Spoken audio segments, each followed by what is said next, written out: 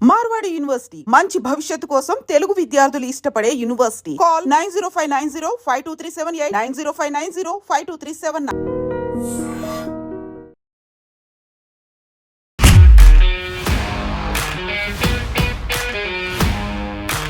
నమస్తే, నేను Kavitha. Welcome to I dream money matters with Anil AKV. Simplifying money, 1 episode at a time. మనతో పాటుగా ఉన్నారు అనిల్ గారు. నమస్కారం అండి. సో 3rd ఎపిసోడ్ స్టాక్ మార్కెట్ల గురించి. స్టాక్ మార్కెట్లు అనొద్దు కదా, క్యాపిటల్ మార్కెట్స్. ఎస్, దాని గురించి మాట్లాడుకోవాలంటే స్టాక్ మార్కెట్ అనేది చాలా వరకు ఒక ఏలియన్ సబ్జెక్ట్. మెజారిటీ పీపుల్కి సంబంధం లేదు. అది ఎవరో డబ్బున్న వాళ్ళు చేస్తారు, ఏదో అవుతుంది, ఒకేసారి ఢమాల్లో పడిపోతుంది, చాలా పెరిగిపోతాయి.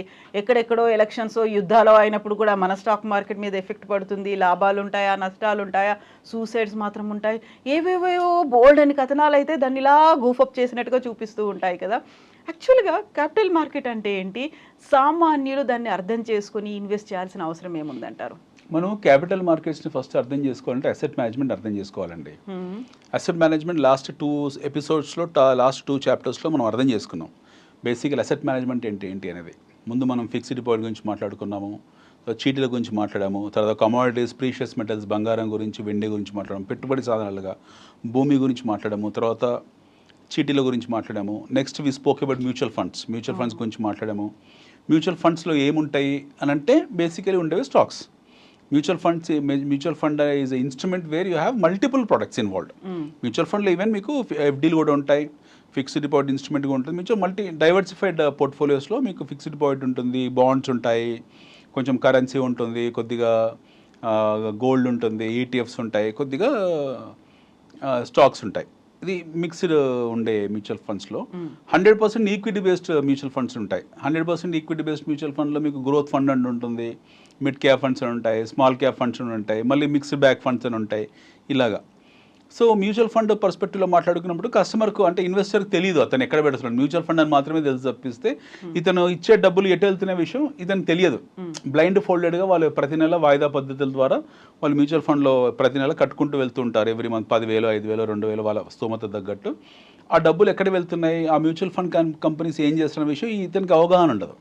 వాళ్ళు తీసుకున్న ప్రతి రూపాయి మీద వాళ్ళు ఛార్జెస్ వేస్తారు. వాళ్ళు ఛార్జెస్ పోయిన తర్వాత మిగిలిన డబ్బుని పెట్టుబడి మదుపు చేస్తారు, తీసుకెళ్ళి స్టాక్ మార్కెట్స్లో ఇన్వెస్ట్ చేస్తారు. ఇన్వెస్ట్ చేసినప్పుడు ఏమవుతుంది, ఆ ఒడుదుడుకులు ఉంటాయి మార్కెట్లో. ఆ ఒడుదుడుకులు ఏవైతే ఉంటాయో ఆ వాలటాలిటీ తగ్గట్టు వీళ్ళ ఫండ్స్ కూడా కింది మీదకి హెచ్చు తగ్గులు అవుతూ ఉంటాయి. బట్ ఇతనికి సంబంధం లేదు. ఎవరికి ఈ ప్రతి నెల వాయిదా పద్ధతిలో కట్టుకున్న వ్యక్తి, దీర్ఘకాలికంగా కట్టుకునే వ్యక్తికి సంబంధం లేదు. ఎందుకంటే అతని దృష్టి 1 రోజు, 2 రోజులు, 3 రోజులు, సంవత్సరం, 2 సంవత్సరాలు కాదు, 5 ఏళ్ళలో, 10 ఏళ్ళలో ఇన్వెస్ట్ చేసుకునే పాయింట్ ఆఫ్ వ్యూ ఉంటాడు. కాబట్టి లా ఆఫ్ యావరేజింగ్లో అడ్వాంటేజ్ తీసుకుంటారు అతను. అంటే మ్యూచువల్ ఫండ్ ఎన్ఏవి కొనుక్కుంటాడు అంటే నెట్ అసెట్ వాల్యూ యూనిట్స్ కింద డివైడ్ చేస్తారు. ప్రతి నెల వాయిదా పద్ధతిలో కొంటాడు అతను. కొనగానే ఒక నెల పెరిగింది, సపోజ్ అనుకుందాం 10 రూపాయల యూనిట్ ఉంది ఒకటి, ఈ వచ్చే నెల 11 రూపాయలు అయింది, ఆ వచ్చిన మార్కెట్ పడి 9 రూపాయలు అయింది, ఆ వచ్చిన 12 రూపాయలు అయింది, ఆ వచ్చిన 8 రూపాయలు అయింది. సో పడ్డ ప్రతిసారి అతనికి ప్రతి నెల వాయిదా పద్ధతిలో యాడ్ అవుతుంటుంది. కాబట్టి దీర్ఘకాలికంగా అంటే ఆ గ్రాఫ్ మీకు లాంగ్ టర్మ్లో మార్కెట్స్ ఏంటంటే గెయిన్ అవ్వకుంటూ వెళ్తుంటాయి. పడి లేచి ఆ దీర్ఘకాలిక గ్రాఫ్ ఎప్పుడు పైకే ఉంటుంది. 5 years, 10 years, 20 years హరైజన్లో ఎప్పుడు మీకు అవి పైకే వెళ్తూ ఉంటాయి. కాబట్టి అతనికి ఆ నొప్పి తెలియదు. ఇన్వెస్టర్కు నొప్పి తెలియకుండా అతను గొప్ప కార్పస్ని, చాలా పెద్ద ఫండ్ని తయారు చేసుకుంటాడు. ఆ ప్రతిఫలాలు అతను అనుభవిస్తాడు ఓవర్ పీరియడ్ ఆఫ్ టైం తర్వాత. ఇది మ్యూచువల్ ఫండ్లో బేసికలీ ఉండే అడ్వాంటేజ్. డిసడ్వాంటేజ్ అంటూ ఏమీ లేవు. నెక్స్ట్ వచ్చేప్పటికి ఏంటంటే we are talking about direct investment in stock market. ఇది వాస్ట్ సబ్జెక్ట్. స్టాక్ మార్కెట్ అనేది చాలా vast subject. So stock market is part of capital markets. Capital అంటే ఏంటి? డబ్బు, క్యాపిటల్ డబ్బు మార్కెట్లు, మనీ మార్కెట్స్. ఇందులో వచ్చేప్పటికి ఈక్విటీ అనేది చాలా పెద్ద రోల్ ప్లే చేస్తుంది. ప్రపంచవ్యాప్తంగా కూడా ఈక్విటీ మార్కెట్దే చాలా పెద్ద రోల్. మీకు మిగతా కమోడిటీస్ ఏవైతే ఉన్నాయో, గోల్డ్ కన్నా కూడా, లేకపోతే బాండ్స్ కన్నా కూడా, లేకపోతే మిగతా కమోడిటీస్ క్రూడ్ కన్నా కూడా పెద్ద పోర్ట్ఫోలియో ఉంటుంది ఈక్విటీ మార్కెట్. మనం అర్థం చేసుకోవాల్సింది వాట్ ఈజ్ ఈక్విటీ మార్కెట్ అంటే ఏంటనేది అర్థం చేసుకోవాలి.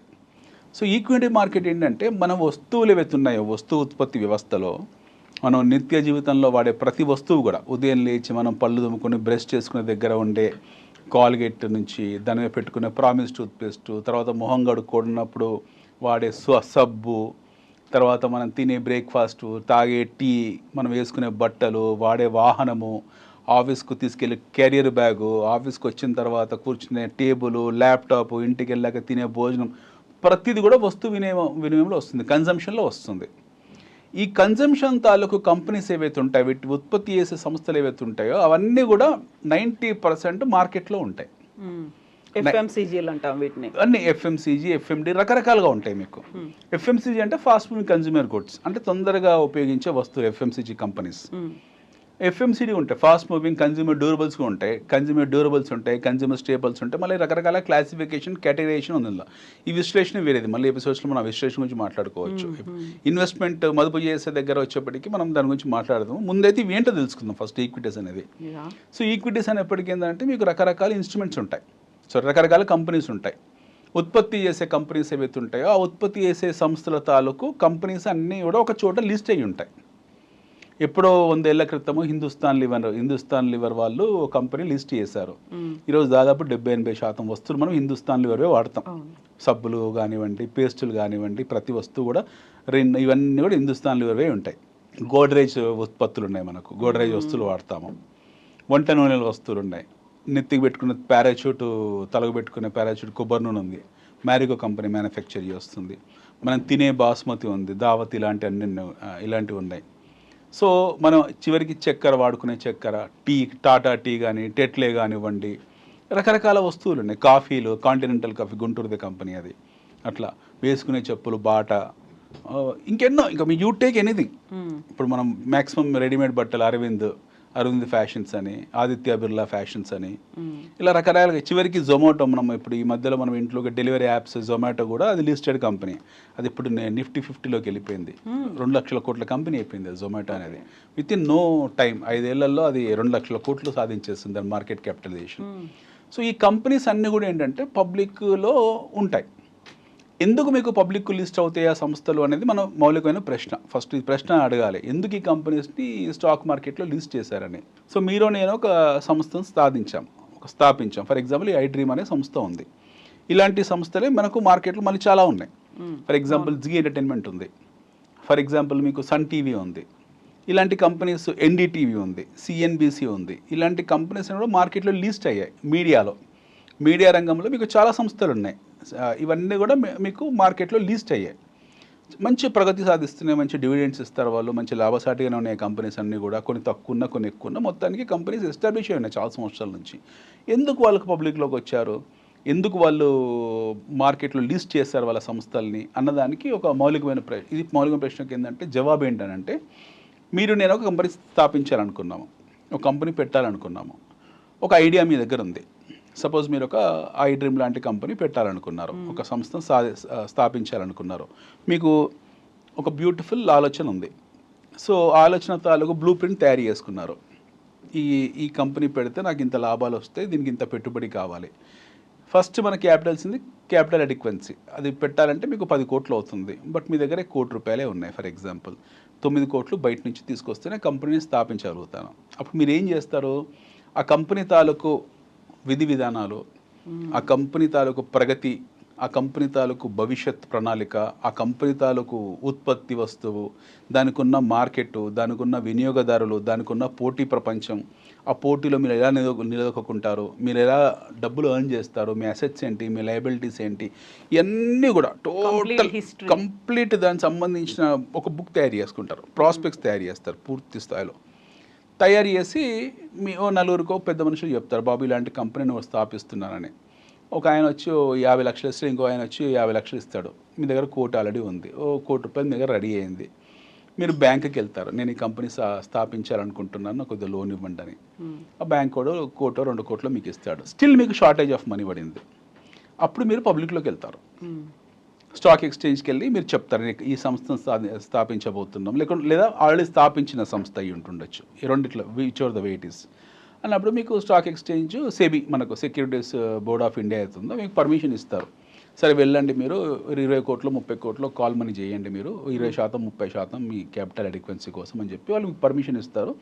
మీరు మార్కెట్లో ఒక ప్రైస్ బ్యాండ్ పెడతారు, బాబు నా కంపెనీ ఇది, ఈ కంపెనీలో ఇన్ని యూనిట్లు ఉన్నాయి, ఇన్ని యూనిట్లకు ఇంత అర్నింగ్ పర్ షేర్ ఉంది, ఈపీఎస్ ఉంది, భవిష్యత్తులో ఇంత వస్తుంది, నాకు ఎబిటా ఇంత ఉంది, అర్నింగ్ బిఫోర్ ఇన్కమ్ ట్యాక్స్ నాకు ఇంత ఉంది, అర్నింగ్ బిఫోర్ ఆఫ్టర్ ట్యాక్స్ ఇంత వస్తుంది, నాకు ఇంత ప్రాఫిటబిలిటీ ఉంది, ఇంత ప్రాఫిట్ అర్నింగ్ రేషియోస్ ఉన్నాయి, నాకు ఎంత అర్నింగ్ పర్ షేర్స్ ఉంటాయి అని చెప్పేసి మీరు ఒకటి పూర్తి మీ చార్టెడ్ అకౌంటెంట్ ద్వారా పూర్తి ఒక కాంప్రహెన్సివ్ టేబుల్ రాసి మార్కెట్లో ఒక ప్రైస్ బ్యాండ్ 10 రూపాయలకు, 5 రూపాయలకు, 100 రూపాయలకు ఆ షేర్ను వదులుతారు. కంపెనీ భవిష్యత్తు బాగుంటుంది అనుకున్న వాళ్ళు మీరు ఇనిషియల్ పబ్లిక్ ఆఫర్లో ఐపీఓలో వచ్చి వాటికి కొనుక్కుంటారు.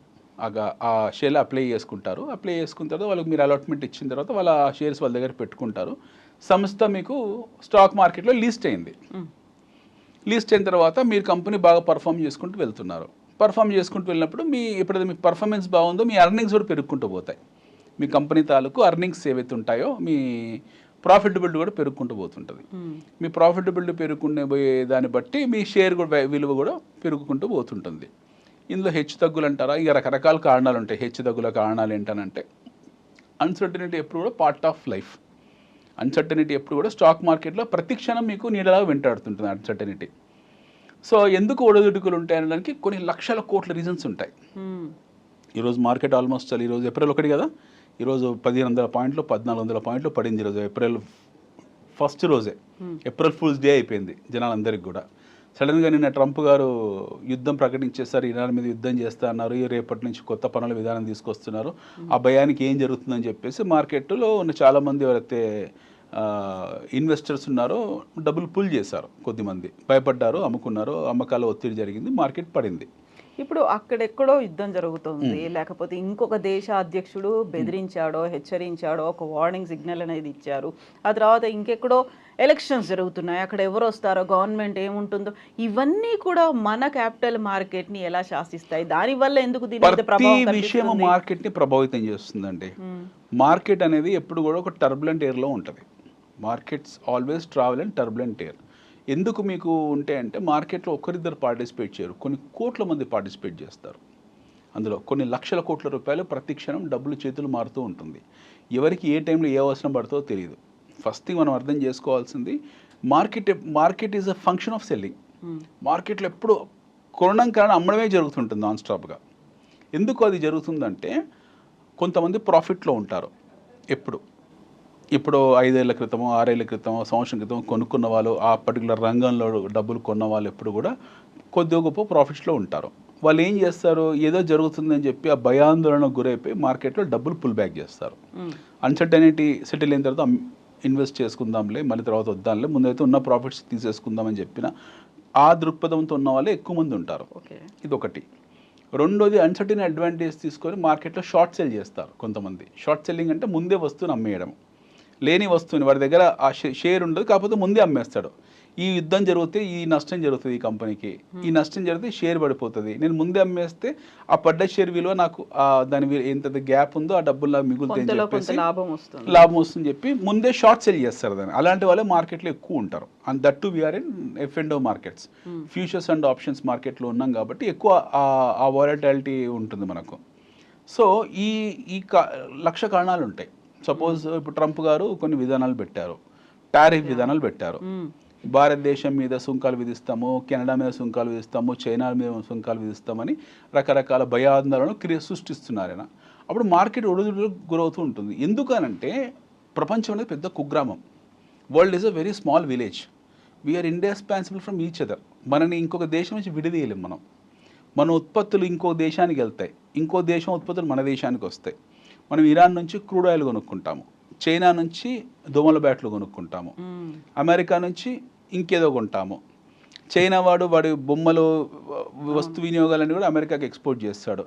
రష్యా నుంచి మనం క్రూడ్ ఆయిల్ కొనుక్కుంటాము, ఇంకో దేశం నుంచి ఇంకేదో కొంటాం. అట్లా మనం కూడా ఎగుమతులు చేస్తాం. మన చక్కెర ఎగుమతులు చేస్తాము, మన బియ్యం ఎగుమతులు చేస్తాము, మన ఫెర్టిలైజర్ ఎగుమతులు చేస్తాము, మన టెక్స్టైల్స్ ఎగుమతులు చేస్తాము. మనం కూడా బంగ్లాదేశ్ నుంచి దిగుమతి చేసుకుంటాము. ఇట్లా దిగుమతి ఏవైతే ఉంటాయో మనకు నిరంతరం ఇది ఒక ప్రక్రియ. ఇది ఒక ట్రేడ్ అండ్ కామర్స్ అనేది నిరంతర ప్రక్రియ. మనం ఒక దేశం నుంచి విడదీయలేము, లేదా మన దేశాన్ని ఇంకొక దేశం విడదీయలేదు. ఏమవుతుంది మనం విడదీస్తే అంటే మనం ఇండిపెండెంట్ అయిపోతాం. మనకు స్వయం సిద్ధి సాధించని ఏ దేశం కూడా స్వయం సిద్ధి సాధించదు. డొమెస్టిక్ కన్జంప్షన్ స్టోరీ అని మనం అంటాం తప్పిస్తే ఇంకో దేశం మీద మనం డిపెండ్ కావాల్సిందే. ఇప్పుడు చైనా నుంచి ఏపీఎస్ మనం దిగుమతి చేసుకుంటాం. మన ఫార్మాస్యూటికల్ కంపెనీస్లో వాడే ముడి సరుకు ఏవైతుందో అది మనం చైనా నుంచి దిగుమతి చేసుకుంటాం. అమెరికా మన నుంచి చాలా ఫార్మాస్యూటికల్ వస్తువులు వాళ్ళు దిగుమతి చేసుకుంటారు. మన దగ్గర నుంచి ట్యాబ్లెట్స్ అని లేకపోతే వ్యాక్సినేషన్స్ అని మన నుంచి వాళ్ళు దిగుమతి చేసుకుంటారు. మన నుంచి ఆఫ్రికా దేశాలకు చాలా మటుకు 2 వీలర్స్ సప్లై అవుతాయి. చాలా దేశాల నుంచి మనము ఎన్నో వస్తువులు దిగుమతి చేసుకుంటాం. మంచి లగ్జరీ వస్తువులు కానివ్వండి, వాచ్లు కానివ్వండి, ఇంకెన్నో వస్తువులని మనం దిగుమతి చేసుకునే వస్తువులని. అట్లా ఒక దేశం మీద ఇంకొక దేశం ఇంటర్ డిపెండ్ అయి ఉంటుంది. దీనికి తోడుగా ఎకలాజికల్ సిస్టమ్స్ కూడా డిఫరెంట్గా ఉంటాయి. డిఫరెంట్గా ఉంటాయి. ఇప్పుడు మన దేశంలో అన్ని ఉత్పత్తులు జరగవు. కొన్ని దేశాల నుంచి మనం దిగుమతి చేసుకోవాల్సి ఉంటుంది.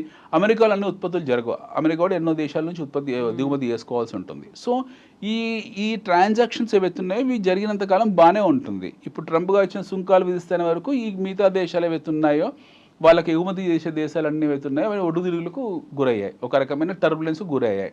సో అంతకాలం సాగిన ఏదైతే స్మూత్ రిజిమ్ ఉందో ఆ స్మూత్ రిజిమ్ ఆగిపోయి ఈ కంప్లీట్ వలటాలిటీకి వచ్చేసి మార్కెట్ గత 8 నెలల నుంచి లేదా గత కొద్ది సంవత్సరాల నుంచి ఈ గందరగోళంలో ఉంది. బట్ ఏంటంటే నెట్ ఏంటంటే ఇవన్నీ పార్ట్ ఆఫ్ లైఫ్, ఇవన్నీ జీవితంలో అంతర్భాగం. దీన్ని మనం విడదీయలేము. మనకి ఎప్పుడు ఏదో జరుగుతూనే ఉంటుంది. ఇప్పుడు మన దేశంలో ఇప్పుడు సడన్గా ఎలక్ట్రానిక్ వెహికల్ విప్లవం మొదలైంది. కంపల్సరీ మనం ఎలక్ట్రానిక్ వెహికల్లోకి 5 ఏళ్ళకో 6 ఏళ్ళకో పూర్తి స్థాయి ప్యాసింజర్ వెహికల్స్ అన్నీ కూడా ఎలక్ట్రానిక్ వెహికల్ వైపు వెళ్ళిపోతాం. మనం వెళ్ళాల్సింది, ఎందుకంటే క్రూడ్ మీద ఎక్కువ కాలం డిపెండ్ కాలేము. మనకు క్రూడ్తో అనిశ్చితి ఉంది. క్రూడ్ విషయంలో పశ్చిమాసియాలో గొడవలు జరుగుతున్నాయి, అమెరికా వాళ్ళు ప్రతి విషయంలో ఇంటర్ఫేర్ అవుతున్నారు, ఇవన్నీ రకరకాల యుద్ధాలు జరుగుతున్నాయి అక్కడ. సో మనకి ఏ టైంలో ఎవరు ఎలాంటి టారిఫ్లు విధిస్తారో, ఎలా రేట్లు పెంచుతారో మనకు కూడా తెలియదు.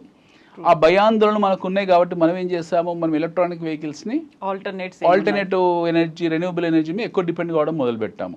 దానివల్ల మనకు తెలియకుండా ఒక సైలెంట్ విప్లవం మొదలైంది మన దేశంలో. సైలెంట్ విప్లవం పేరు ఏంటంటే ఎలక్ట్రిక్ వెహికల్ విప్లవం. ఎలక్ట్రిక్ వెహికల్ విప్లవాల్లో మన ఆటోమొబైల్ కంపెనీస్ మంచి మహీంద్రా కానివ్వండి, టాటాస్ కానివ్వండి, ఇలాంటి మన సంస్థాగతంగా ఉన్న మా సంస్థలు ఏవైతే చాలా బలమైన సంస్థలు ఇవన్నీ. వాళ్ళ బ్యాలెన్స్ షీట్స్ చాలా బాగున్నాయి, వాళ్ళ ట్రాక్ రికార్డు బాగుంది. ముఖ్యంగా భారతీయ సంస్థలకు మంచి ట్రాక్ రికార్డు ఉంది ఎన్నో సంవత్సరాల నుంచి. మన బ్యాటరీ మ్యానుఫ్యాక్చరర్స్ ఎవరైతే ఉన్నారో, ఎక్సైడ్ కంపెనీ కానివ్వండి, అమర్ రాజా కానివ్వండి, మన స్థానిక సంస్థలు వీళ్ళందరూ చాలా బలంగా ఉన్నారు. సో ఈ సంస్థలు ఏం చేస్తున్నారు, వీళ్ళు ఎక్కువ ఫోకస్ చేశారు, ఉత్పత్తి వ్యవస్థని ఎక్కువ ఫోకస్ చేశారు, ఎక్కువ ప్రొడక్షన్ మొదలుపెట్టారు. ఎందుకంటే భవిష్యత్ అంతా కూడా వీటి మీదే ఆధారపడింది కాబట్టి. లిథియం బ్యాటరీస్ అంటున్నాం మనము, ఇంకా ఇయాన్ బ్యాటరీస్ అంటున్నాం, రకరకాల ఆల్టర్నేటివ్ ఎనర్జీ సోర్సెస్ మీద డిపెండ్ అయ్యే ప్రక్రియలో ఉన్నాం. సో ఈ ప్రహాసనంలో ఏం జరుగుతుంది, మనకు ఈ సంస్థలన్నీ కూడా అభివృద్ధి చెందే రంగంలో ఉన్నాయి. సో అట్లా మన డిపెండెన్సీ క్రూడ్ మీద తగ్గిపోతుంది.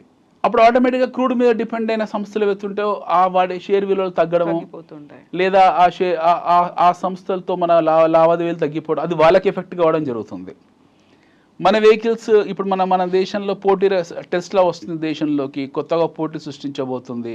టెస్లా వచ్చి కొత్తగా పోటీ సృష్టిస్తే ఆల్రెడీ ఎస్టాబ్లిష్ అయిన కంపెనీస్, మారుతి ఉద్యోగ్ లాంటివి, లేకపోతే హుండాయ్ లాంటివి, లేకపోతే హుండాయ్ లిస్ట్ అయిన కంపెనీ మన దగ్గర, లేకపోతే మహీంద్రా లాంటి కంపెనీస్కి ఎక్కడ పోటీ ఇచ్చి వీళ్ళ మార్కెట్ షేర్ వాడు మింగేస్తాడని చెప్పేసి ముందే జనాలు వాటిని అమ్ముకోవడం మొదలుపెట్టారు. ఎందుకంటే టెస్లా వచ్చి వీళ్ళ మార్కెట్ షేర్ తినేస్తే స్పేస్ లాగేసుకుంటే వీళ్ళ అర్నింగ్స్ తగ్గిపోతాయి, వీళ్ళ ప్రాఫిటబిలిటీ తగ్గిపోతే పెద్ద లాభసాటిగా ఉండకపోవచ్చు అని. భవిష్యత్తు అలాంటో తెలియదు, వాళ్ళు ఎంత పెద్ద ప్రామినెంట్ ప్లేయర్ అవుతారో మనకు తెలియదు. బట్ ముందే కొంతమందికి నిరాశావాదులు ఎవరైతే ఉంటారో వాళ్ళు అమ్మేసుకుని ఇంకో రంగంలోకి షిఫ్ట్ అవుతారు. సో ఇలా మీకు ఎప్పుడు హెచ్చు తగ్గులు ఉంటూ ఉంటాయి మార్కెట్లో.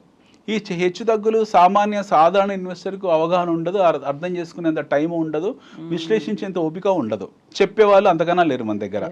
సో ఈ ఒడిదుడుకులు ఎన్ని ఉంటాయి. సో ఇవన్నీ ఏం చేస్తారంటే వీళ్ళకి సంబంధించిన విషయం. ఈ మ్యూచువల్ ఫండ్ కంపెనీస్లో ఉన్న ఫండ్ మేనేజర్స్ ఎవరుతున్నారో, ఇప్పుడు మనం మాట్లాడుకున్న భాష, ఇప్పుడు ఈ భాషని వాళ్ళకు వ్యవహారిక భాష, వాళ్ళు రోజువారీగా మాట్లాడుకుంటారు. ఈ కంపెనీ అర్నింగ్ పర్ షేర్ ఎంత ఉంది, ఈ కంపెనీ బుక్ వాల్యూ ఎంత ఉంది, ఈ కంపెనీ ప్రాఫిటబిలిటీ ఉంది, ఈ కంపెనీ ఎబిటా ఎంత ఉంది, దీని మార్కెట్ ఎంత ఉంది. వీళ్ళు నిరంతరం ఈ పనిలోనే ఉంటారు. వాళ్ళ సబ్జెక్ట్ ఇది కాబట్టి లొకాలిటీ కూడా సర్కిల్ కూడా అదే మాట్లాడుకుంటుంది కాబట్టి ఆటోమేటిక్గా వాళ్ళు ఇంకో ఫండ్ మేనేజర్తో మాట్లాడుతుంటారు, వాళ్ళు రీసెర్చ్ రిపోర్ట్లు చేసుకుంటారు. వాళ్ళ దగ్గర అంతర్జాతీయ సంస్థల తాలూకు రిపోర్ట్స్ ఉంటాయి, వాళ్ళ దగ్గర పూర్తి స్థాయి స్టాటిస్టిక్స్ ఉంటాయి, వాళ్ళ దగ్గర కంప్లీట్ కాంప్రహెన్సివ్ రిపోర్ట్స్ ఉంటాయి. ఆ రిపోర్ట్స్ని దృష్టిలో పెట్టుకొని వాళ్ళు కొన్ని పారామీటర్స్ తయారు చేసుకొని వాళ్ళు రీసెర్చ్ రిపోర్ట్ పబ్లిష్ చేస్తూ ఉంటారు. సో ఒక సామాన్య ఇన్వెస్టర్ చేయాల్సిన పని ఒక ఫండ్ మేనేజర్ చేస్తూ ఉంటాడు. ఈ ఫండ్ మేనేజ్ చేయడం వల్ల ఏ కంపెనీ భవిష్యత్తు ఎలా ఉంటుంది, ఏ కంపెనీ బాగుండదు, ఏ కంపెనీలో ఇన్వెస్ట్ చేయాలి, ఏ కంపెనీ ఇన్వెస్ట్ చేయకూడదు అనే అవగాహన పట్ల ఆయనకు ఒక ఆలోచన ఉంటుంది. అనాలిసిస్ చేసుకుంటూ విశ్లేషణ చేసి వాళ్ళు ఇన్వెస్ట్ చేస్తూ వెళ్తూ ఉంటారు రెగ్యులర్గా. సో ఈ ఒడిదుడుకులు ఎందుకు ఉన్నాయి అన్నదానికి ప్రశ్నకు జవాబు ఏంటంటే ఒడిదుడుకులు ఉంటాయి. మార్కెట్లో ఉండేదే ఫండమెంటల్ ఒడిదుడుకులు. Market is function of fluctuality. Fluctuality అనేది స్టాక్ మార్కెట్ లేదు. ఏది తీసుకున్నా కానీ అలాంటి ఫ్లక్చువేషన్స్ ఒడిదుడుకులు అనేవి ఉంటాయి కదా. యాక్సిడెంట్స్ అనేవి ఎక్కడైనా అవ్వచ్చు, రోడ్డు మీద వెళ్తున్నప్పుడు ఎలా అయినా అవ్వచ్చు. అలాంటి రోడ్డుని అవాయిడ్ చేయలేం కదా. చేయలేము. ఇప్పుడు మీకు బంగారం ఉంది ఫర్ ఎగ్జాంపుల్, బంగారము చాలా ఒడిదుడుకుల్లో ఉంటుంది. మీరు గోల్డ్ కన్నా గొప్ప వాలటాలిటీ కమోడిటీ ఇంకొకటి లేదు ప్రపంచంలో. ఇప్పుడు స్టాక్ అన్నా మీకు కొంచెం బ్రీతింగ్ స్పేస్ వస్తుంది. కమోడిటీ ఈటీఎఫ్ ట్రేడింగ్ ఉన్న వాళ్ళకి అర్థమవుతుంది. బంగారం కానివ్వండి, వెండి కానివ్వండి, కాపర్ కానివ్వండి, నిక్కల్ కానివ్వండి, ఏవైతే ఉన్నాయో ఇవి ఎవ్రీ సెకండ్ చాలా దారుణంగా మారుతూ ఉంటాయి. వీటి ప్రైసెస్ మీకు ఫ్రాక్షన్ ఆఫ్ సెకండ్స్లో మీకు చాలా చేతులు మారిపోతుంటాయి అవన్నీ కూడా. డాలర్తో రూపాయి మార్కం ఎగ్జాక్ట్లీ. ఎప్పుడు ప్రతి దాని మీద ఒక దాని ప్రభావం ఉంటుంది. అది మంచి ప్రభావమా దుష్ప్రభావమా పక్కన పెడదాం. ప్రతి వస్తువు మీద ఒక వస్తువు ప్రభావం ఉంటుంది. ఇప్పుడు డాలర్ ఉంది.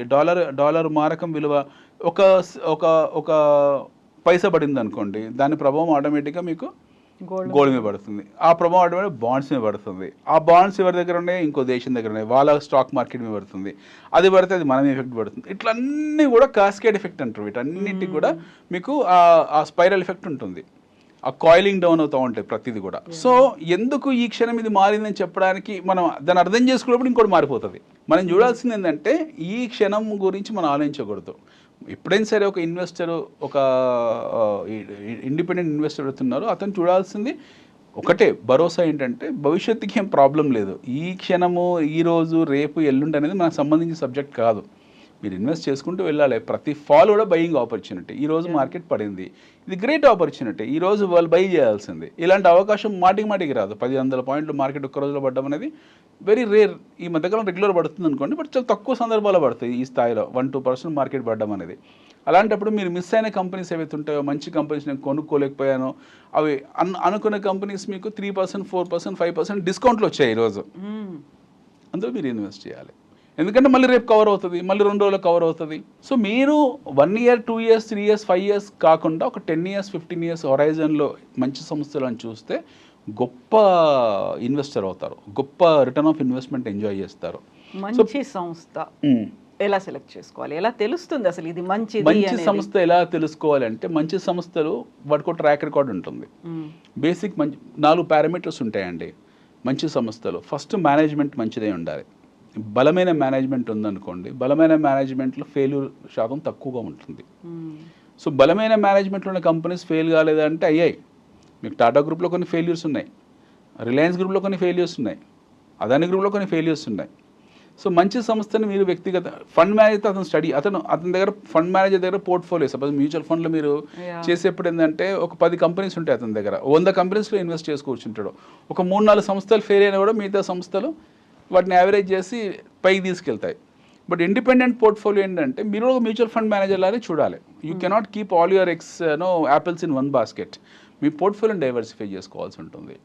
రకరకాల రంగాలు ఉన్నాయి. మీకు హెల్త్ కేర్ రంగం ఉంటుంది, ఫార్మా రంగం అని ఉంది, లేకపోతే మీకు ఇన్సూరెన్స్ రంగం అని ఉంది, ఆటోమొబైల్ రంగం ఉంది, బ్యాంక్స్ ఉన్నాయి, ఎన్బిఎఫ్సిస్ ఉన్నాయి, మెటల్స్ ఉన్నాయి, ఎన్నో రంగాలు ఉన్నాయి. ఆటోమొబైల్ రంగం ఉంది, ఎక్స్పోర్ట్ ఓరియంటెడ్ రంగం ఉంది, డిఫెన్స్ రంగం ఉంది, ఎన్నో రంగాలు ఉన్నాయి. ఆ మంచి ఒక 10 రంగాలు తయారు ఐడెంటిఫై చేయాలి. మంచి 10 రంగాలని, 10 రంగాల్లో 10 కంపెనీస్ని షార్ట్ లిస్ట్ చేసుకోవాలి. ఆ 10 కంపెనీలో బెస్ట్ ఆఫ్ ది బెస్ట్ ఏవైతే ఉంటే 3-4 కంపెనీస్ని మీరు వాటిని షార్ట్ లిస్ట్ చేసుకొని మీ పోర్ట్ఫోలియో డైవర్సిఫై చేసుకొని, మీ దగ్గర 100 రూపాయలు ఉందనుకోండి, ఇందులో 10 రూపాయలు, ఇందులో 5 రూపాయలు, ఇందులో 3, ఇందులో 4 అలా పెట్టుకుంటూ పోతే మీ రిస్క్ అనేది తగ్గిపోతుంది ఆటోమేటిక్గా.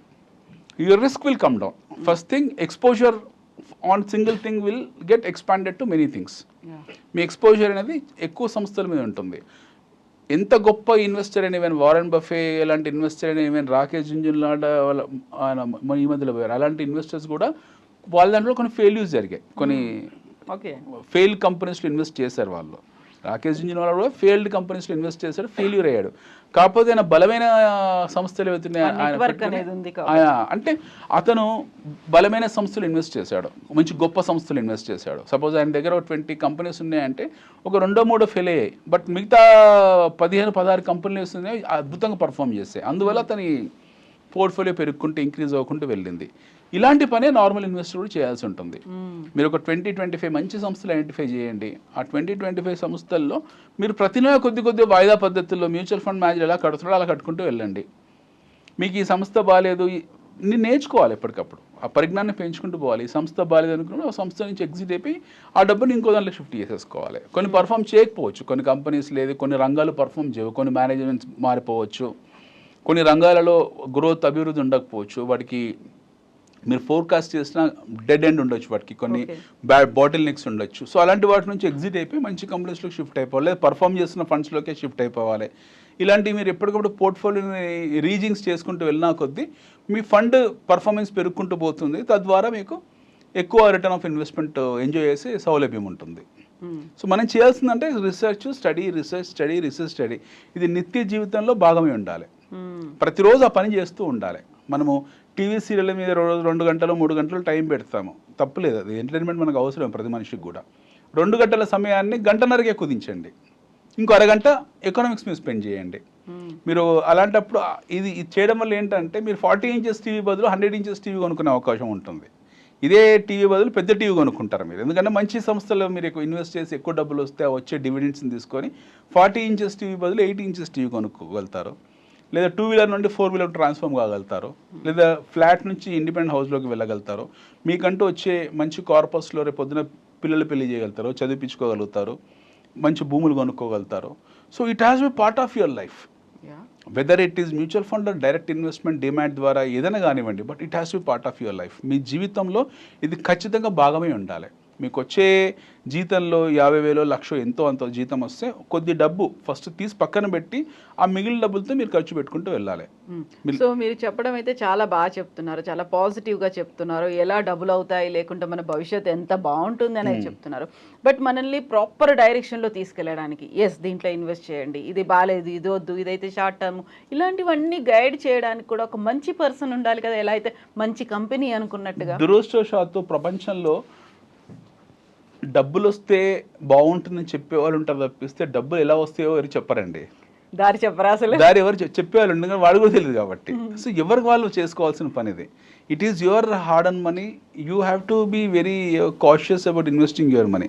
ఇది మీ డిస్క్రిప్షన్లో ఉంటుంది, మీ పరిధిలో ఉంటుంది, మీ విచక్షణ పరిధిలోనే ఉంటుంది. అంత తప్పిస్తే ఇంకొకరు వచ్చి చెప్పరు. ఏమవుద్దంటే అతను చెప్పేది అతని టేస్ట్ బడ్స్ పర్స్పెక్టివ్లో, అతని పాయింట్ ఆఫ్ వ్యూలో, అతని అపిటైట్ వేరే ఉంటుంది, మీ అపిటైట్ వేరే ఉంటుంది. నేను చెప్పాను అనుకోండి, నాది రిస్క్ అపిటైట్, ఫర్ ఎగ్జాంపుల్ నా రిస్క్ అపిటైట్, నాకు కొద్దిగా డబ్బు పోయినా నేనేం ఫీల్ గాను. మీ రిస్క్ అపిటైట్ ఉండకపోవచ్చు, మీకు రూపాయి పోతే మీరు ఫీల్ అవుతారు. సో నా రిస్క్ అపిటైట్ పాయింట్ ఆఫ్ వ్యూలో నేను ఇచ్చే సలహా మీకు సూట్ కాదు. యూజువల్గా నేను వెరీ ఇనీషియల్ స్టేజ్లో ఉన్నాను, ఇప్పుడే నాకు అసలు ఏమీ తెలియదు, మీ మాటలు విని నేను స్టార్ట్ చేద్దాం అనుకుంటున్నాను. స్టార్ట్ చేసిన వెంటనే పర్లేదు బాగానే ఉంది అనేటువంటి ఒక ఫీల్ నాలో కూడా రావాలి కదా, అంటే అక్కడ నష్టం ఉండొద్దు, ఏదో కొంచెం బెటర్మెంట్ ఉంది, నేను పెట్టిన డబ్బు కొద్దిగా రిటర్న్స్ ఏవో వస్తున్నాయి అనుకుంటేనే ఐ కెన్ గో ఫర్దర్ కదా, లేకపోతే అక్కడే డ్రాప్ అయిపోతాను. ప్రతి ఇన్వెస్టర్ బేసికలీ చేయాల్సిన పని ఏంటంటే కొద్దిగా డబ్బు ఫస్ట్ డిమాట్ అకౌంట్ ఓపెన్ చేసుకోవాలి. ఫస్ట్ థింగ్ ఎవరికి డిమాట్ అకౌంట్, మీకు ఆశ్చర్యపోతారు, మన దేశ జనాభాలో మనకున్న డిమాట్ అకౌంట్స్ కేవలం 8-9% మాత్రమే. 12% అని చెప్తున్నారు తప్పిస్తే అవన్నీ డమ్మీ అకౌంట్లో. 8%, 9% ఉంది. అందులో 7-8% డార్మెంట్ అకౌంట్స్, అంటే ఇన్యాక్టివ్ అకౌంట్స్. యాక్టివ్గా ఉండే వాళ్ళు 2%. In the whole in country 150 crores, Mumbai చుట్టుపక్కల వాళ్ళే ఉండి ఉంటారు. మన దేశ 150 కోట్ల జనాభాలో అర్హత కలిగిన వాళ్ళు 50%, దాదాపు 70-75 కోట్ల శాతం మంది అర్హత కలిగిన వాళ్ళు, అంటే పాన్ కార్డు ఉండే అర్హత కలిగిన వాళ్ళు, ఆ వయసు రీత్యా అర్హత కలిగిన వాళ్ళు మీకు ఆల్మోస్ట్ 75 crores ఉన్నారు మన దేశంలో. ఆ 75 crores-లో 3 కోట్లే యాక్టివ్గా ఉంది, అంటే విచ్ ఇస్ డిస్గస్టింగ్ అనమాట, 4-5%. Whereas in America it is about 60%, whereas in Germany it is 45%, whereas in Europe, other nations, it is 65-70%. కానీ when it comes to our nation, మన దేశంలో వచ్చేప్పటికి మీకు డార్మెంట్ అకౌంట్స్ అంటే ఇన్యాక్టివ్ అకౌంట్స్ ఎక్కువనే తప్పిస్తే active accounts below 2% ఉన్నాయి. అది కూడా మీరు అన్నట్టు గుజరాత్, బాంబే ఆ చుట్టుపక్కల ఎక్కువ ఉంటాయి. కానీ మన దగ్గరకు వచ్చేప్పుడు చాలా తక్కువ. మీరు చూడండి, ఈ గదిలో ఎంతమంది ఉన్నాం, 10 మంది ఉన్నాం, ఎంతమంది దగ్గర ఉంటాయి? నా దగ్గర లేదు, మీ దగ్గర లేదు, చాలా మంది దగ్గర లేదు. Keep asking. ఒక 100 మందిని గదిలో తీసుకోండి, ఎంతమంది దగ్గర అకౌంట్స్ ఉన్నాయనంటే మీకు ఒక 5 మంది చేతులు లేపుతారు. 100 మంది గదిలో 5 మంది లేపుతారు. 5 మందిలో ఒక్కరో ఇద్దరో అది కొన్నాను సార్, ఎప్పుడో కొన్నాం అంతే. మిగతా 3 దగ్గర అకౌంట్ ఆ బ్యాంక్ వాళ్ళు వెంటబడి ఓపెన్ చేసుకున్నారు తప్పిస్తే అదేంటో వాళ్ళు తెలియదు. 3-in-1 అకౌంట్ అని ఇంకోటి తెలియదు. సో ద ప్రాబ్లమ్ ఈజ్ మన చైల్డ్హుడ్ నుంచి మనకి ఎడ్యుకేషన్ సిస్టమ్ లేకపోవడము, మ్యాండేట్ చేయకపోవడం. ఎకనామిక్స్ అనేది మన దురదృష్టవశాత్తు మన దేశంలో ఎకనామిక్స్ మ్యాండేట్ చేయలేదు. మనకు చిన్నప్పటి నుంచి కూడా స్కూల్లో 6th క్లాస్ 7th క్లాస్లో పనికిమాలిన చరిత్రలు చదివించారు తప్పిస్తే విచ్ ఇస్ యూజ్లెస్. మనకు నాకు నాకు నాకు నాకు నాకు అసలు నాకనే మీకు ఎవరికైనా సరే it is useless. Why we should learn about some figures which are no way connected to this country. నేను ఈ విషయంలో చాలా డిస్ప్యూట్ చేస్తాను వ్యక్తిగతంగా, మనం చాలాసార్లు మాట్లాడుకున్నాం కూడా. సో ఎకనామిక్స్ మ్యాండేట్ చేయలేదు. The age of child who reaches around 10-12 years వాడికి అదే వయసులో వాడికి ఎకనామిక్స్ మ్యాండేట్ చేసి చదివించడం మొదలుపెట్టుంటే బై ద టైమ్ ఈ బికమ్స్ అన్ అడల్ట్ వాడు సొంతంగా నేర్చుకొని అకౌంట్ ఓపెన్ చేసుకునే స్థాయికి వచ్చిండేవాడు. బట్ దురదృష్టవశాత్తు వాడికి అది ఎవరు నేర్పించలేదో అతను నేర్చుకొని నేను సొంతంగా ఇన్వెస్ట్ చేసే టైంలో వాడు చుట్టుపక్కల సమాజం ఏం చేస్తుందంటే మనకు జూదగాలా ముద్రించేస్తుంది. అరే ఇదేంట్రా నువ్వు షేర్లలో ట్రేడింగ్ చేస్తున్నావంట అని ఏదో గుర్ర పందాలో లేకపోతే ఏ ఆన్లైన్ బెట్టింగో లేకపోతే ఇంకే క్యాసినో టైప్లో చిత్రీకరించబడి వాడు డిస్కరేజ్ అయిపోతాడు. Hardly you have anybody would discuss. 10 మంది మనం ఫ్యామిలీ మెంబర్స్ అందరం ఒక గెట్ టుగెదర్లో కూర్చున్నాము, 10 మంది కూర్చున్నాము, 10 గంటలు మాట్లాడుకున్నా, not even a single minute we speak about no markets. అది మన బ్యాడ్ లక్. అది యూజువల్గా ఇప్పుడు క్యాంపెయినింగ్లు కూడా ప్రచారాలు కావచ్చు, యాడ్స్ కావచ్చు, ఇవన్నీ వచ్చేవి కూడా మ్యూచువల్ ఫండ్స్కి సంబంధించినవే వస్తుంటాయి. చివరిలో డిస్క్లైమర్ కూడా ఉంటుంది, సబ్జెక్టివ్ టు మార్కెట్ రిస్క్ అనేది. క్యాపిటల్ మార్కెట్కి సంబంధించి అలాంటి యాడ్స్ క్యాంపెయినింగ్స్ ఏమైనా కనిపిస్తున్నాయా మీకు? క్యాంపెయినింగ్ వచ్చేప్పటికి ఏంటంటే ఈ సెబీ వాళ్ళు సిడిఎస్ వాళ్ళు చెప్తారు ఏం క్యాంపెయినింగ్ ఇస్తారు. ఫేక్ అకౌంట్లతో జాగ్రత్త మనకు వస్తుంది కదా, ఫర్జీ అకౌంట్తో జాగ్రత్త అని చెప్తారు తప్పిస్తే అకౌంట్ ఓపెన్ చేసుకుని చెప్పారు. అది మినిస్ట్రీ ఆఫ్ ఫైనాన్స్ బాధ్యత, అది భారత ప్రభుత్వం బాధ్యత, అది భారత ఆర్థిక శాఖ బాధ్యత. అది వాళ్ళు చెప్పాలి. వాళ్ళు ఏమని చెప్పాలంటే మీరు ఇది నేర్చుకోండి, ఎడ్యుకేషన్ ఈజ్ మ్యాండేట్, ఇది నేర్చుకోవాలి, చదువుకోవాలని ఎవరు చెప్పేవాళ్ళు లేరు. ఎవరు చెప్పేవాళ్ళు లేకపోవడం వల్ల ఏమవుతుందంటే మన దేశంలో గత 35 సంవత్సరాలు ఆఫ్టర్ న్యూ ఆర్థిక సంస్కరణల తర్వాత 91 తర్వాత వచ్చిన ఫలాలు ఏవైతున్నాయో మనకన్నా ఎక్కువ విదేశీయులు అనుభవించారు. కొన్ని కోట్ల రూపాయలు, కొన్ని లక్షల కోట్ల రూపాయలు, not 1 or 2 rupees, not billions, trillions of rupees మన దగ్గర ట్రేడ్ అయిన ట్రిలియన్స్ ఆఫ్ డాలర్స్ మన దగ్గర ట్రేడ్ అయి ఉంటుంది. ఈ 35 సంవత్సరాలు ప్రతిరోజు ట్రేడింగ్ కొన్ని ట్రిలియన్స్ ఆఫ్ డాలర్ ట్రేడ్ అయి ఉంటుంది. నష్టపోయేది మన వాళ్ళు, 90% నష్టపోయేది భారతీయ పెట్టుబడిదారులు, ఇన్వెస్టర్స్, చిన్న ఇన్వెస్టర్స్. లాభం తీసుకునేవాడు ఫారెన్ ట్రేడర్. సో ప్రతిసారి వాడి కంట్రోల్లో మనం ఉంటాం తప్పిస్తే మనం స్వతహాగా మనం చేసింది ఏం లేదు. దీనికి కారణం ఏంటి, దీనికి ఎందుకు ఇలా జరుగుతుందని అంటే మన దగ్గర ఎడ్యుకేట్ చేసేవాళ్ళు ఎందుకు ఈ ప్రోగ్రామ్ ఎవరు చూడరు. We are mentally fix. So pathetically మన మైండ్ సెట్ ఎంత దురదృష్టవశాత్తు ఎంత దుర్మార్గంగా ఫిక్స్ అయిపోయిందని అంటే ఈ చర్చను కూడా ఎవరు చూడరు. మీరు ఈ చర్చ గురించి అనిపించదు. ఇప్పుడు ఈ చర్చ బదులు మనం ఏ సినిమా పుష్ప గురించి మాట్లాడినా, లేకపోతే బాహుబలి గురించి మాట్లాడినా, లేకపోతే లేటెస్ట్ ఇంకేదో మూవీ గురించి మాట్లాడినా, లేదా మూవీ గాసిప్ గురించి మాట్లాడితే దాని మీద ఇంట్రెస్ట్ ఉంటుంది జనాలకు. People like more gossiping, people like more controversial topics, people like extra marital affairs, people like what you call political gossiping, but they are not interested in economics. యూజువల్గా ఉన్న survey కూడా అదే కదా, క్రికెట్ను చూస్తారు, క్రైమ్ను చూస్తారు, సినిమాను చూస్తారు, 3 C's ఎక్కువ చూస్తూ ఉన్నారు అనేదే కదా. ఎస్, అందుకే వాళ్ళు అలా ఉంటారు కదా. Very few people are making money in the market, rest are living on plastic. వాళ్ళు ప్లాస్టిక్ కార్డ్స్ మీద, ప్లాస్టిక్ మనీ మీద, లోన్స్ మీద ఉన్నారు. అసలు అంత ఆ దురదృష్టకరమైన పరిస్థితి ఎందుకు రావాలి? Why you have to depend on loans? ఇప్పుడు కాలేజ్ డేస్ నుంచి ఫర్ ఎగ్జాంపుల్ వాడి చదువు అయిపోయింది, ఈ రోజుల్లో 21-20 years ఉద్యోగం వస్తుంది. By the time you are reaching your college at 21-22 you should get mentally prepare to open your demat account. మీరు స్వతహాగా ఒక demat account, at least you have to open your mutual fund. If not demat account, you have to put your money. The day when you are get into service, మీరు ఉద్యోగంలోకి సంపాదించిన మొదటి నెలలోనే మీ retirement మీరు plan చేసుకోవాలి. You have to plan your retirement the day you take your first salary. ఇది అయ్యి ఉండాలి ఆబ్జెక్టివ్ లైఫ్లో. వాడు ఆబ్జెక్టివ్ అదే ఉండాలి. కాకపోతే వాడు మొదటి సాలరీ తీసుకున్న రోజు ఎవరికి పార్టీ ఇద్దామని ఆలోచిస్తాడు, ఎవరికి ఏ గిఫ్ట్ ఇద్దామని ఆలోచిస్తాడు. నథింగ్, ఎవరేమి ఇంట్లోంచి పారిపోవట్లేదు. మన సొసైటీ కూడా అలాగే ఉంది కదా. ఏదైనా ఒకటి సెలబ్రేట్ చేసుకుంటున్నాము అంటే పార్టీ అడుగుతారు, ఉద్యోగం వచ్చిందంటే పార్టీ అడగాలి. అలాగే ఇంట్లో పేరెంట్స్ ఫస్ట్ శాలరీ తీసుకుని వచ్చిన పిల్లలకు పేరెంట్స్ చెప్పాల్సింది బట్టలు, నాన్న నీకు డ్రెస్సు, నాన్న మమ్మీ నీకు చీర అంటే చెంప పగలగొట్టు అవే స్పాట్లో. నువ్వు ఇది కాదు చేయాల్సింది, you bloody open A demat account, you put your money into mutual funds. మేము బట్టలు నువ్వు కొనిస్తే కొనుక్కునే స్థాయిలో ఏం లేము, తర్వాత కొనుక్కుందాం ఒక 3 నెలల తర్వాత, నీకు ప్రమోషన్ వచ్చిన తర్వాత విల్ సెలబ్రేట్ దట్ టైం. ఇది సక్సెస్ కాదు. సక్సెస్ నువ్వు ఎదిగినప్పుడు సక్సెస్, ఉద్యోగం తెచ్చుకోవడం సక్సెస్ కాదు. ముందు నువ్వు డిమాట్ అకౌంట్ ఓపెన్ చేసుకో, ముందు మ్యూచువల్ ఫండ్లో కట్టని పేరెంట్స్ చెప్పగలగాలి. బట్ అన్ఫార్చునేట్లీ పేరెంట్స్ కూడా చెయ్యరు. వాళ్ళు సెలబ్రేట్ చేసుకుని 10 మందికి చెప్పుకుంటారు. ఇదేదో సెంటిమెంట్ లాగా ఫీల్ అవుతూ అది సెంటిమెంట్ ఫుల్స్ కదండి బేసికలీ, మనకి ఇవే ఎక్కువ కదా. ఈ సెంటిమెంట్స్ ఎక్కువనే కాబట్టి మనం ఎక్స్ట్రా మ్యారిటల్ అఫైర్స్ గురించి ఎక్కువ మాట్లాడతాం. మనం అక్రమ సంబంధాల మీద ఉన్న ఇంట్రెస్ట్ మనకు వీటి మీద ఉండదు కదా. మీరు ఒక వీడియో చేసి వదలండి, ఒక cheap C rated B rated ఒక థర్డ్ క్లాస్ వీడియో చేసి వదలండి, దానికి ఎంత వ్యూస్, ఎంత లైక్స్, ఎంత ఇంట్రెస్ట్గా దాని కామెంట్స్ రాస్తారు జనాలు. 99 మహాకుంభకి వెళ్ళిన తర్వాత మొనాలిసాను చూశారు, ఇంకెవరో అక్కడ ఉన్నటువంటి సన్యాసిని చూశారు, ఒక హీరోయిన్ సన్యాసినిగా మారింది, అవి కదా బాగా వైరల్ అయినటువంటి న్యూస్లు. అదే కదా ఇప్పుడు మనం అందుకే ఎట్లున్నాం కదా, we are developing for last 70 years. మనం డెవలప్డ్ నేషన్ కాదు, అండర్ డెవలప్డ్ నేషన్ కాదు, వీఆర్ డెవలపింగ్ నేషన్. మనం డెవలపింగ్ నేషన్ గరీబీ హటావ్ అనే నినాదం 70 ఏళ్ళ నుంచి ఉంది. ఇదే గరీబీ హటావ్ అనే నినాదం ఇంకో 100 ఏళ్ళ వరకు వాడతారు మన పొలిటీషియన్స్. 60 ఏళ్ల క్రితం ఏ గరీబీ హటావో తీసుకొని వచ్చి నినాదంతో ఎలక్షన్లోకి వచ్చారో, ఇంకో 60 ఏళ్ల తర్వాత కూడా గరీబీ హటావో గురించే మాట్లాడతారు. పేదరిక నిర్మూలన అనేది మన నిరంతరం మన జీవితంలో ఒక పెద్ద పొలిటికల్ స్లోగన్ అనమాట. పేదరిక నిర్మూలన అనుకుంటూ పేదరికాన్ని కాదు, పేదలని నిర్మూలించుకుంటూ వెళ్ళిపోతున్నాం మనం.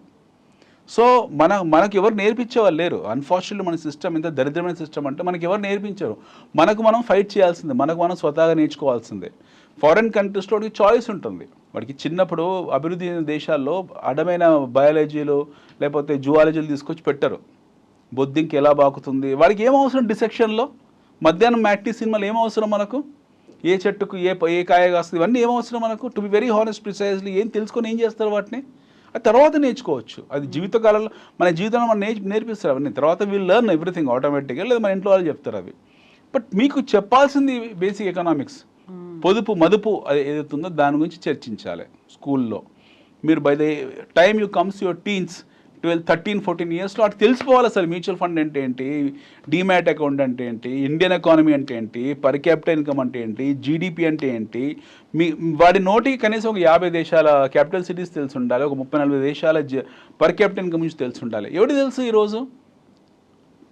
ఈవెన్ పీజీ చదువుతున్న ఎంబీఎస్ కూడా తెలియదు. సో కాల్డ్ ఎంబీఏ చదివే పిల్లలు కూడా మీరు అడగండి వాడిని, you just go and ask him. మీరు ఎంబీఏ చదివే కుర్రాన్ని అడగండి, మీరు మన దేశ జీడిపి ఎంత అని అడగండి, వాడు చెప్పలేడు. ఎందుకంటే వాడి సిస్టమ్ లేదు, మార్క్ రిలేటెడ్ సిస్టమ్ కాబట్టి. సో మనం ఈ ఛాలెంజింగ్ టైమ్స్లో ఉన్నాము. We are seeing lot of challenges. గత ఆల్మోస్ట్ లాస్ట్ 10 years నుంచి 15 years నుంచి సబ్ప్రైమ్ క్రైసిస్ తర్వాత ఇప్పటికీ మీకు జరుగుతున్న అన్సర్టనిటీ అవుతుందో, ప్రపంచవ్యాప్తంగా ఉన్న అన్సర్టనిటీ ఇంకా ముందు ఉంటుంది. బహుశా వచ్చే 10 ఏళ్లలో మనకు ఫిక్స్ శాలరీ ఉండకపోవచ్చు, వీ డోంట్ నో. ఫిక్స్ ఈ రోజు కూడా ప్రభుత్వ ఉద్యోగాలకు పెన్షన్స్ లేని కదా, పెన్షన్స్ లేని ప్రభుత్వ ఉద్యోగాలే కదా ఇవన్నీ కూడా. ఐ థింక్ సో ఈ రోజు ఉన్న ప్రభుత్వ ఉద్యోగాలకు పెన్షన్స్ ఉందో నాకు తెలియదు, మరి ఉందా? విఆర్ఎస్ తీసుకున్నాకని ఉంటుంది కదా, ఇస్తున్నారేమో. బట్ మనకి ఈ ఫిక్స్డ్ కాంపోనెంట్లు ఉండకపోవచ్చు. డౌన్ ద లైన్ 5 ఏళ్ళలో 10 ఏళ్ళలో 20 ఏళ్ళ తర్వాత ఈ ఫిక్స్డ్ శాలరీ సిస్టంలో మనం ఉండకపోవచ్చు. We must be on performance based salaries. Fix ఇప్పుడు 1 లక్ష రూపాయల శాలరీ వస్తుంది అనుకోండి, భవిష్యత్తులో ఆ 1 లక్ష రూపాయల శాలరీని 20% మాత్రమే వాడు ప్రైవేట్ కంపెనీస్లో పెట్టారు ఈ సిస్టము. 20% మాత్రమే ఫిక్స్డ్ ఉంటుంది, మిగతా 80% పర్ఫార్మెన్స్ రిలేటెడ్ ఉంటుంది. బహుశా ఆ సిస్టమ్ ప్రభుత్వ శాఖలో రావచ్చు, మనకు తెలియదు.